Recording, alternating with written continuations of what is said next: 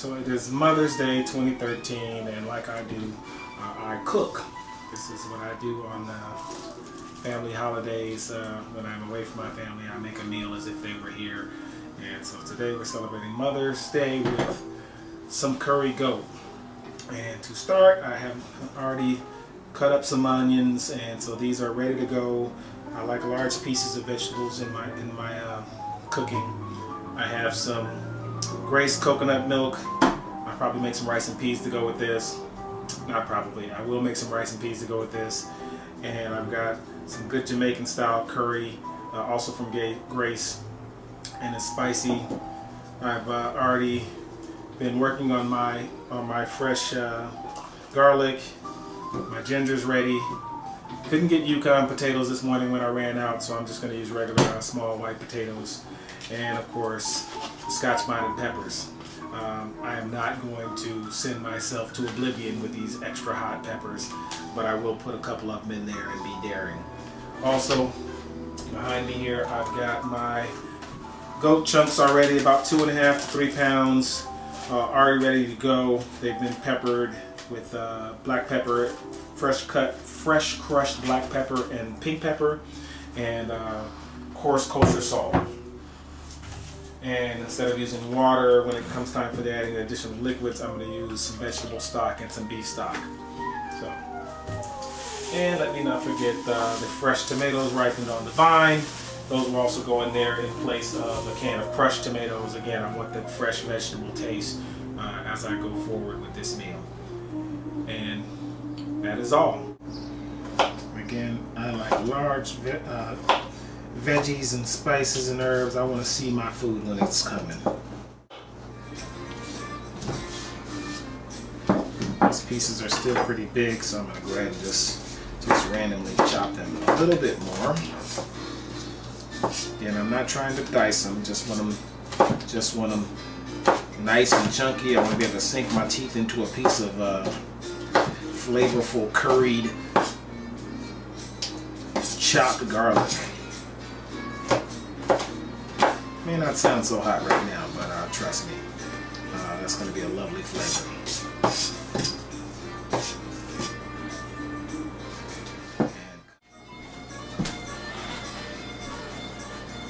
Next up, I'm going to prepare some ginger. Fresh ginger smells awesome. And I can grate this ginger, I can dice it.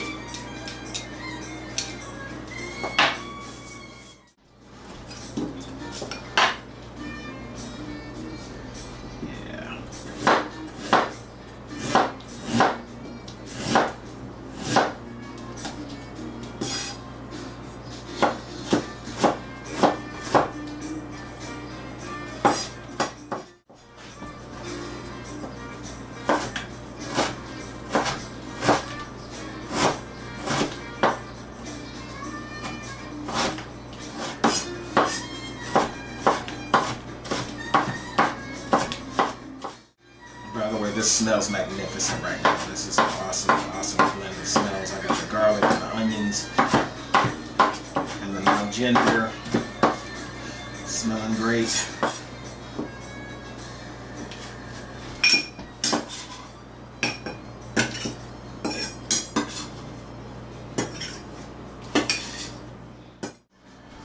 Now we got our ginger nicely diced up. Got our garlic, not minced, but also just sort of chopped. Got large onions ready to go. I'm going to saute these first, eventually, but first, before we do that, I'm going to check on our Scotch-bonnet peppers. And we're going to take 2 good sized ones, and what we're going to do, here's a nice size one. Getting the big ones so that I can try to minimize the number of seeds in them. These, I am just going to cut them in half. Get those seeds out of there. You know, once you cut these peppers, yeah, don't touch your eyes. Don't rub your eyes. Get somebody else to rub your eyes for you. Get these nice and diced. perfect way to cut a pepper? I don't know. I'm just going to chop them up. This is fire waiting for me. Now it smells hot in here. Now I'm going to do what's called hazing myself.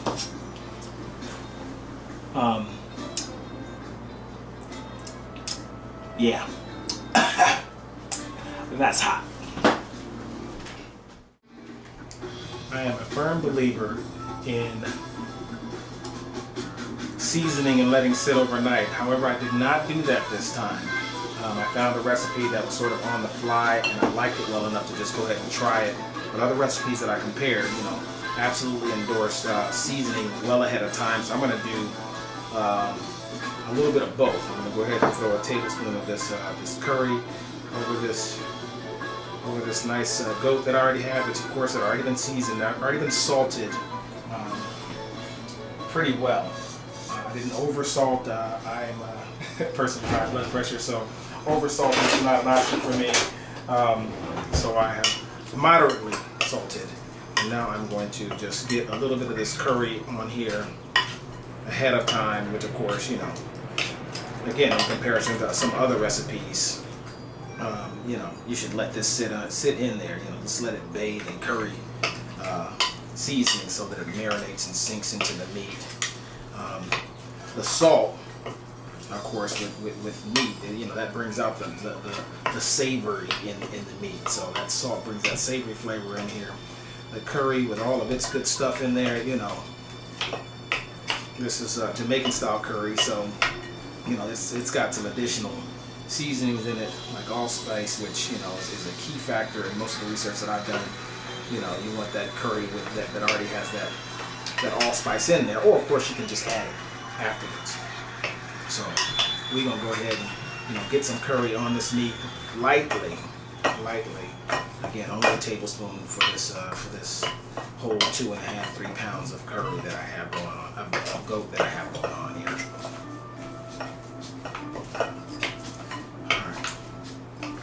Just a shout out to all the mothers today. I'm preparing this meal for you, and this is going to be an outstanding repast for this evening. And I've got the meat with bones in here, and eventually this is going into a pot with some oil. I've got some olive oil I'm going to use just because I'm doing better in life these days, and we're going to saute these veggies and then get this meat in here, and it's going to work for us really well. So I have now got the curry in here, and I'm going to set this aside and let this sort of chill out for a few minutes. Let that curry, a light dusting of curry, sink into those outer layers before we start browning.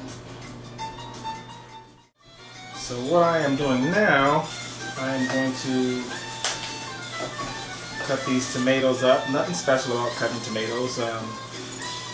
I had two recipes that I based my recipe on, and one of them called for crushed tomatoes and the other one called for sliced tomatoes. The one that called for crushed tomatoes called for crushed tomatoes or tomato sauce. So what I'm going to do is do a combination of both just to be difficult and make it interesting. I like, again, whole vegetables and chunky pieces of vegetables. So I'm going to use a little bit of tomato paste. Let me wash it.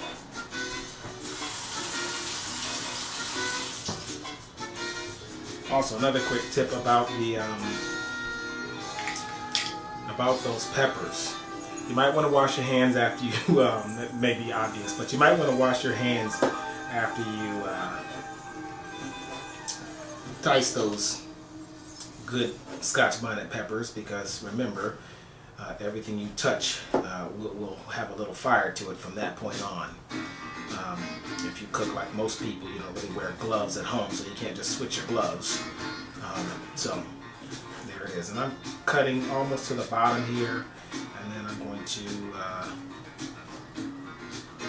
cut in thirds here.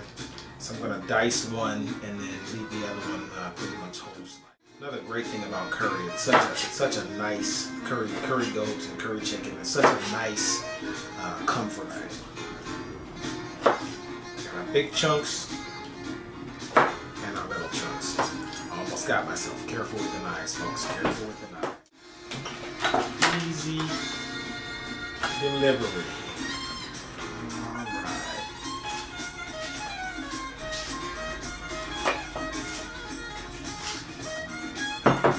So I'm going to clean up my station, and then we'll be on to the next thing, which I believe it's time to start sauteing the veggies, and it's game time. We are browning our curry goat pieces.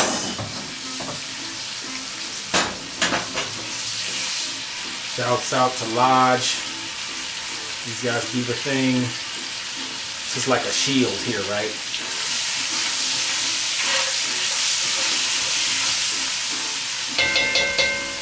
But I love this cast iron Dutch oven. It is the business. And it's going down.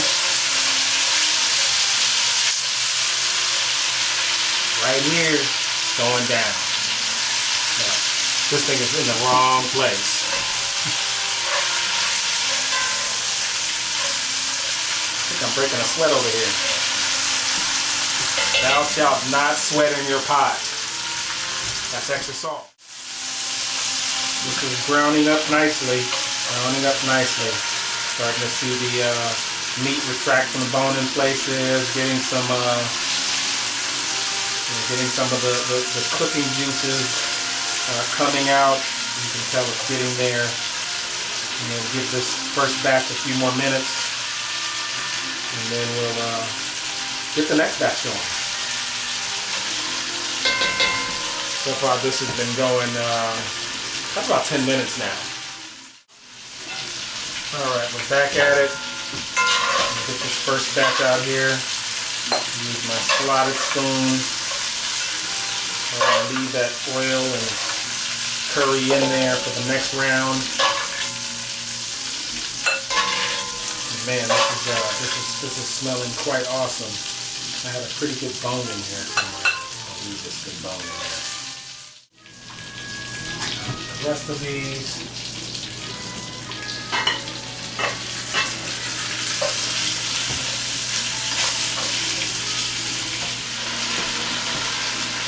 Alright, coming to a close here. We got the second batch wrapping up. For the roughly 2.5–3 pounds of curry goat, chopped up, bones and all. Real tasty. Got a pretty good deal on this. Curry goat is available in many markets here in the Northeast. And again, this smells awesome. Don't want to get your face too close to this because it's popping. You do not want to get popped in the eye with curry grease. Bad idea. Alright, here we are at the close of browning our good curry goat. We'll get a close-up of this in a minute.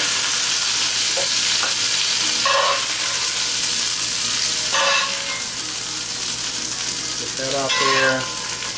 There's still some bits and pieces in there, so we are fine. And now we are going to keep moving right along. We still got a little oil in here. And so we'll maybe tap a little bit more. I think that doesn't seem like it's enough.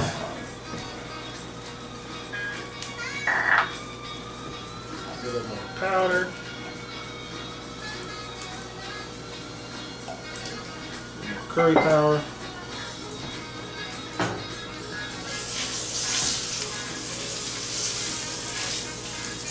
Now it's time. Let the games begin. Got our good peppers in here.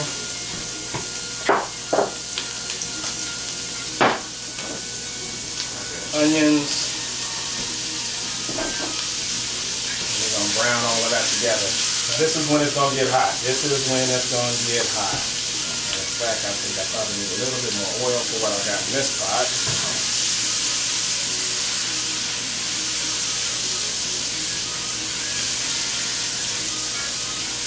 We want to get this nice and soft. It's getting hard to breathe actually. So, you know, I'm not going to stick my nose down into this one. It's, you know, Scotch minor pepper burning up in that pot. So I'm going to take a step back, let that do what it do, and say once again, it's going down in this here pot. So just real quick, I am going to add some sprigs of thyme in.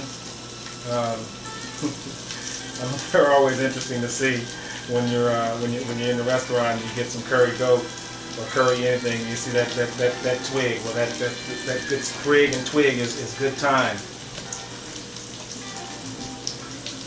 I'm gonna throw that in my pot right now. Let that get settled. Instant change in the smell and aroma. Just adding that to these onions. Very nice. Very nice. It says one sprig, but I like to over-season sometimes. Those are getting good and ready. So now I'm going to add my ginger, garlic,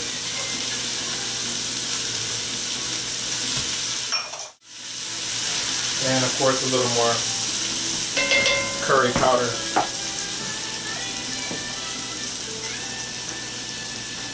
We're going to let these vegetables get a nice head start on everything, become friendly. Throw a little coarse kosher salt in there for good measure. Just a couple pinches, not too much. Salt is you know, that savory flavor that we love. All right, time to get the show on the road. Time to get the show on the road.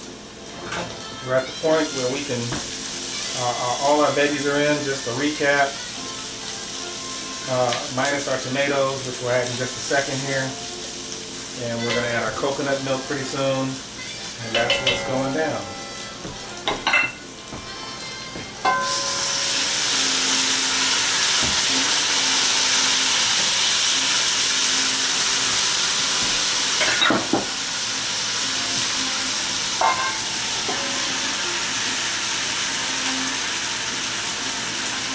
Shall leave no flavor behind.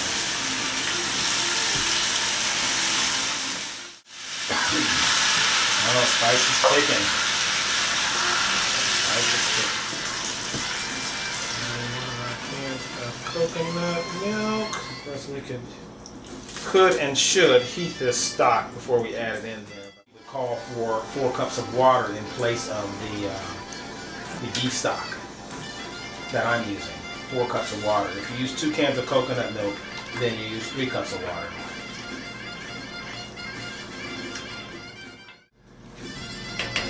It's about simmering time. But not before we add a nice, good, healthy, extra amount of curry powder. I'm going to add 4. Going over the top with it. And that's 5 tablespoons. So now the projection is that we're going to let this simmer until the meat is almost falling off the bone.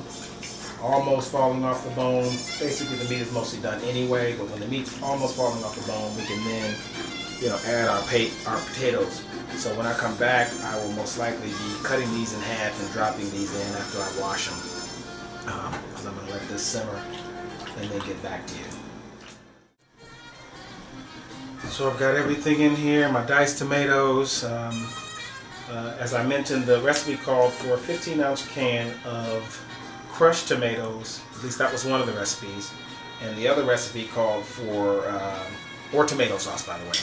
And the other recipe just called for a number of large diced tomatoes. So I'm meeting in the middle here, so I'm going to use half a can of this, roughly 3 ounces of tomato paste, and call it a day because I want the flavor and the deepening of the color.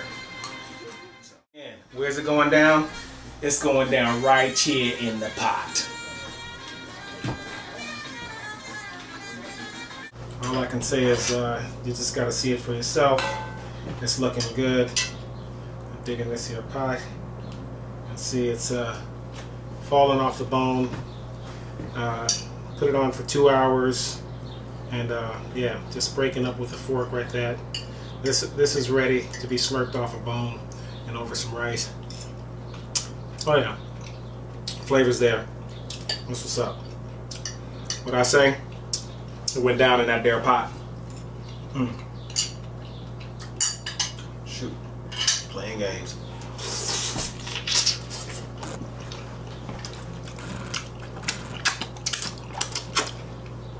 And I'm out.